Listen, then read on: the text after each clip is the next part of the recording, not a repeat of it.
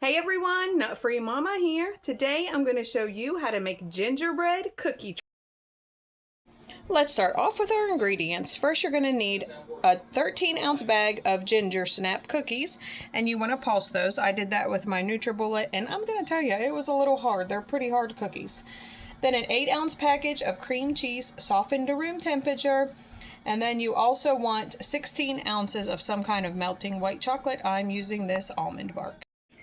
After you process your gingerbread cookies to crumbs, then you want to go ahead and put them in a large bowl with your softened cream cheese and mix that very well to combine it. And that looks nice and combined to me. So next we are going to line a large cookie sheet with parchment paper and roll this dough out into 31-inch balls.